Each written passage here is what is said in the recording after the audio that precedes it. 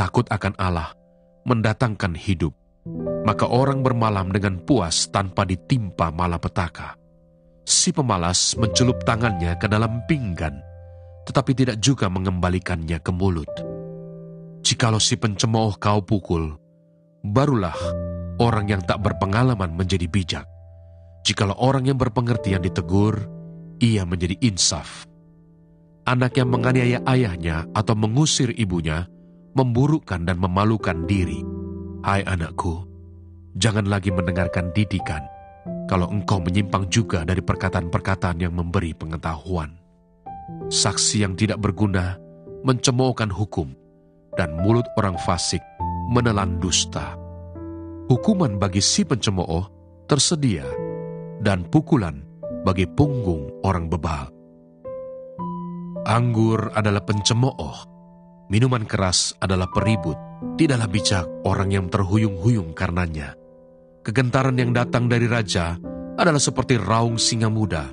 Siapa membangkitkan marahnya, membahayakan dirinya.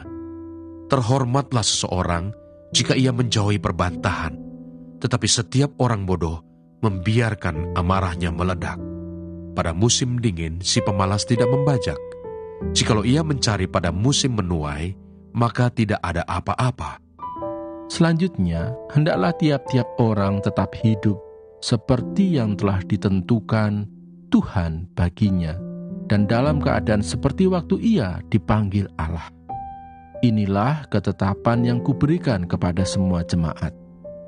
Kalau seorang dipanggil dalam keadaan bersunat, janganlah ia berusaha meniadakan tanda-tanda sunat itu.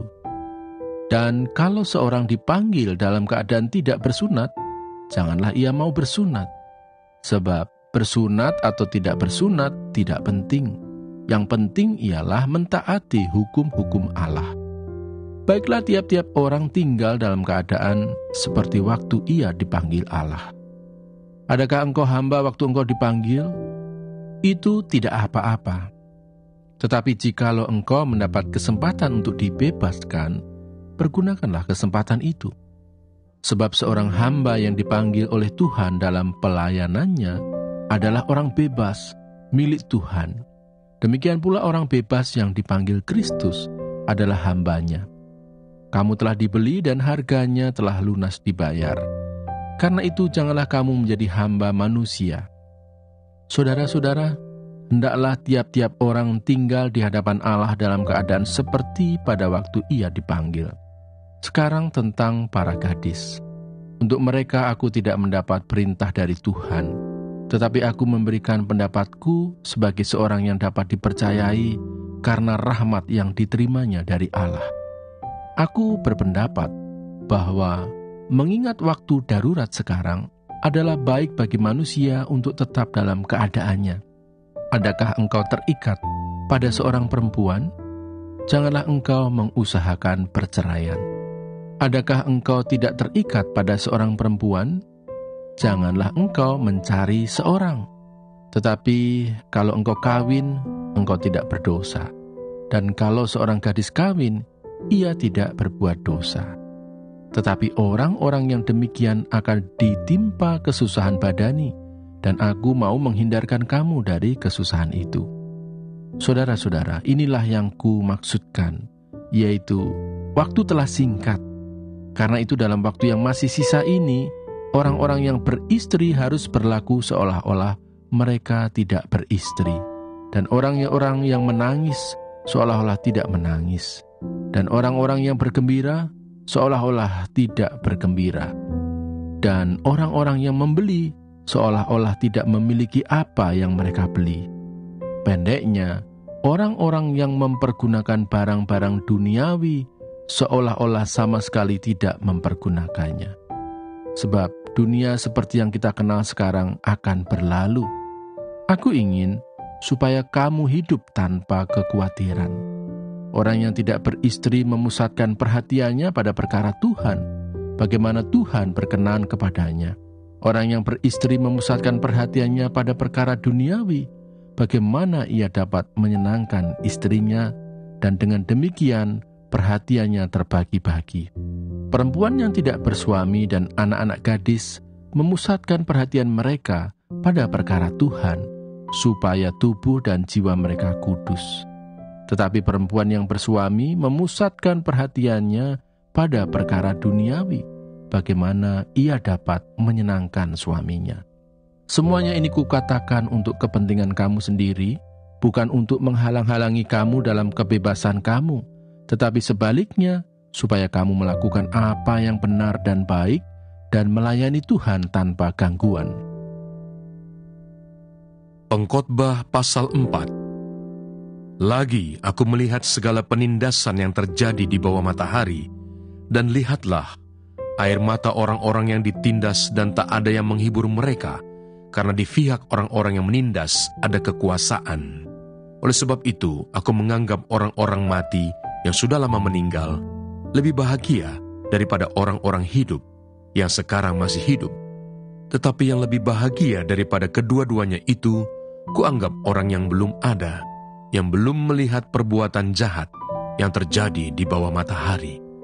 Dan aku melihat bahwa segala jeripayah dan segala kecakapan dalam pekerjaan adalah iri hati seseorang terhadap yang lain. Ini pun kesia-siaan dan usaha menjaring angin. Orang yang bodoh melipat tangannya dan memakan dagingnya sendiri. Segenggam ketenangan lebih baik daripada 2 genggam jeripayah dan usaha menjaring angin. Kesia-siaan dalam hidup. Aku melihat lagi kesia-siaan di bawah matahari. Ada seorang sendirian, ia tidak mempunyai anak laki-laki atau saudara laki-laki, dan tidak henti-hentinya ia berlelah-lelah. Matanya pun tidak puas dengan kekayaan. Untuk siapa aku berlelah-lelah dan menolak kesenangan? Ini pun kesia-siaan dan hal yang menyusahkan. Berdua lebih baik daripada seorang diri, karena mereka menerima upah yang baik dalam jeripayah mereka. Karena kalau mereka jatuh, yang seorang mengangkat temannya, tetapi wahai orang yang jatuh, yang tidak mempunyai orang lain untuk mengangkatnya. Juga kalau orang tidur berdua, mereka menjadi panas, tetapi bagaimana seorang saja dapat menjadi panas? Dan bila mana seorang dapat dialahkan, 2 orang akan dapat bertahan.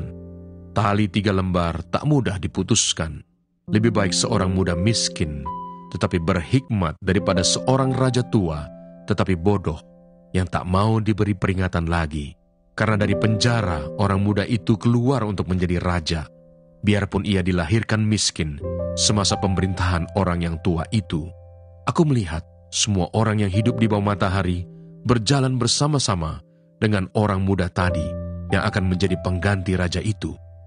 Tiada habis-habisnya rakyat yang dipimpinnya, namun orang yang datang kemudian tidak menyukai dia. Oleh sebab itu, ini pun kesia-siaan dan usaha menjaring angin. Takutlah akan Allah. Jagalah langkahmu kalau engkau berjalan ke rumah Allah. Menghampiri untuk mendengar adalah lebih baik daripada mempersembahkan korban yang dilakukan oleh orang-orang bodoh, karena mereka tidak tahu bahwa mereka berbuat jahat. Pengkhotbah pasal 5. Janganlah terburu-buru dengan mulutmu, dan janganlah hatimu lekas-lekas mengeluarkan perkataan di hadapan Allah, karena Allah ada di surga dan engkau di bumi. Oleh sebab itu, biarlah perkataanmu sedikit. Karena sebagaimana mimpi disebabkan oleh banyak kesibukan, demikian pula percakapan bodoh disebabkan oleh banyak perkataan. Kalau engkau bernazar kepada Allah, janganlah menunda-nunda menepatinya, karena ia tidak senang kepada orang-orang bodoh. Tepatilah nazarmu. Lebih baik engkau tidak bernazar daripada bernazar tetapi tidak menepatinya. Janganlah mulutmu membawa engkau ke dalam dosa, dan janganlah berkata di hadapan utusan Allah bahwa engkau khilaf. Apakah perlu Allah menjadi murka atas ucapan-ucapanmu dan merusakkan pekerjaan tanganmu? Karena sebagaimana mimpi banyak, demikian juga perkataan sia-sia banyak. Tetapi takutlah akan Allah. Kesia-siaan kekayaan. Kalau engkau melihat dalam suatu daerah orang miskin ditindas dan hukum serta keadilan diperkosa, janganlah heran akan perkara itu, karena pejabat tinggi yang satu mengawasi yang lain. Begitu pula pejabat-pejabat yang lebih tinggi mengawasi mereka. Suatu keuntungan bagi negara dalam keadaan demikian ialah kalau rajanya dihormati di daerah itu. Siapa mencintai uang tidak akan puas dengan uang, dan siapa mencintai kekayaan tidak akan puas dengan penghasilannya. Ini pun sia-sia. Dengan bertambahnya harta, bertambah pula orang-orang yang menghabiskannya. Dan apakah keuntungan pemiliknya selain daripada melihatnya? Enak tidurnya orang yang bekerja, baik ia makan sedikit maupun banyak, tetapi kekenyangan orang kaya sekali-kali tidak membiarkan dia tidur. Ada kemalangan yang menyedihkan kulihat di bawah matahari. Kekayaan yang disimpan oleh pemiliknya menjadi kecelakaannya sendiri. Dan kekayaan itu binasa oleh kemalangan, sehingga tak ada suatu pun padanya untuk anaknya. Sebagaimana ia keluar dari kandungan ibunya, demikian juga ia akan pergi, telanjang seperti ketika ia datang, dan tak diperolehnya dari jerih payahnya suatu pun yang dapat dibawa dalam tangannya. Ini pun kemalangan yang menyedihkan. Sebagaimana ia datang, demikian pun ia akan pergi. Dan apakah keuntungan orang tadi yang telah berlelah-lelah menjaring angin? Malah sepanjang umurnya, ia berada dalam kegelapan dan kesedihan, mengalami banyak kesusahan, penderitaan, dan kekesalan. Lihatlah, yang kuanggap baik dan tepat ialah kalau orang makan minum dan bersenang-senang dalam segala usaha yang dilakukan dengan jerih payah di bawah matahari selama hidup yang pendek yang dikaruniakan Allah kepadanya. Sebab itulah bahagiannya. Setiap orang yang dikaruniai Allah kekayaan dan harta benda dan kuasa untuk menikmatinya, untuk menerima bahagiannya, dan untuk bersukacita dalam jerih payahnya, juga itu pun karunia Allah.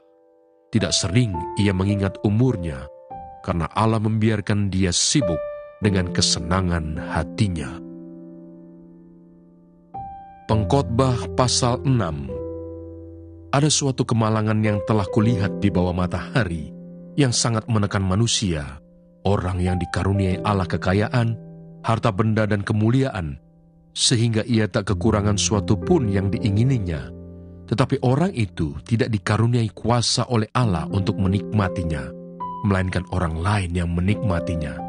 Inilah kesia-siaan dan penderitaan yang pahit.